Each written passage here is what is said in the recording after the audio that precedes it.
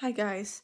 So I wanted to make a video and talk about um, the women of God when it comes to ministering, because there has been this belief for a very long time that women shouldn't minister, and um, that women should just stay silent, and it should just be the men ministering and the women listening and staying in silence. And I wanted to make this video to say that that is not true. Um, Women are supposed to be just as active as the men are in the church. And um, women receive revelation from God just like men do. And I'm saying this out of experience. Um, we receive revelation as well, and it is not God's will for anyone to hold back anything they've received from Him.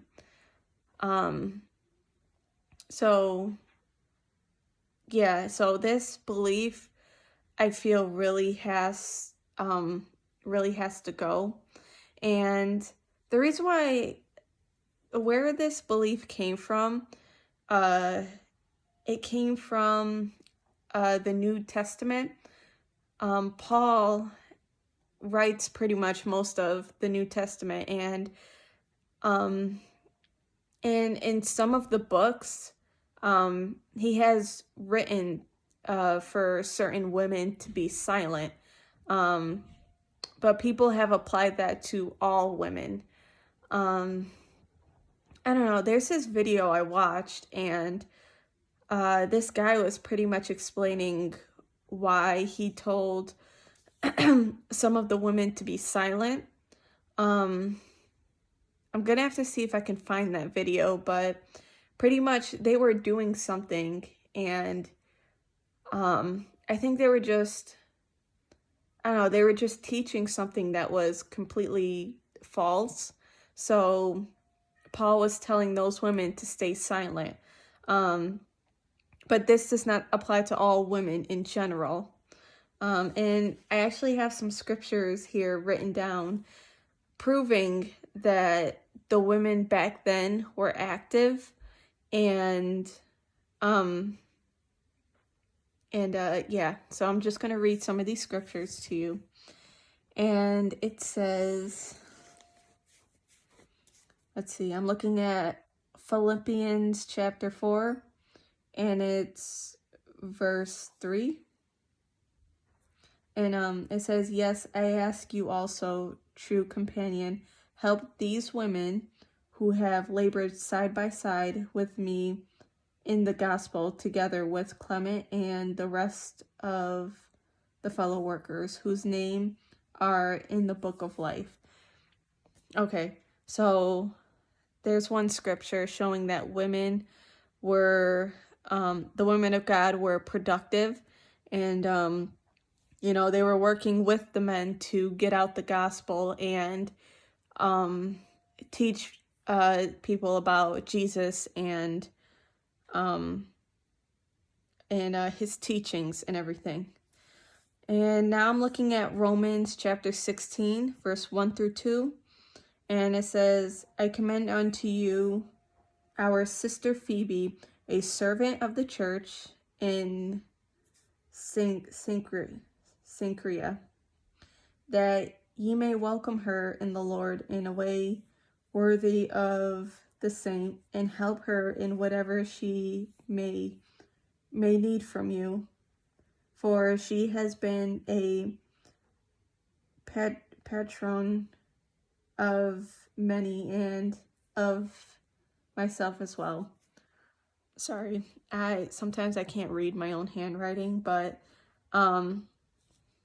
here's another scripture showing Paul actually showing appreciation to a woman that has helped him, and pretty much got him through whatever trouble that he had. So again, a woman being just as productive as the men. Let's see. Okay. Here's another one. Joel chapter 2, verse 28. And it shall come to pass afterwards that I will pour out my spirit on all flesh, and your sons and your daughters shall prophesy. Your old men shall dream dreams, and your young men shall see visions.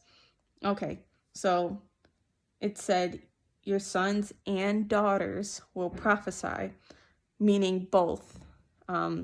Both men and women are supposed to be ministering. And here's the last one. Acts chapter 18, verse 28.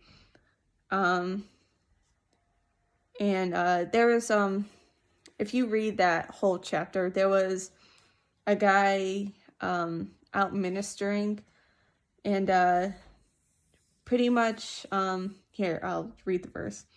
And he began to speak boldly in the synagogue, whom, when Aquila and Priscilla had heard, they took him to them and taught the way of God better. So there you go, a woman teaching. So yeah, this belief that women should not be ministering,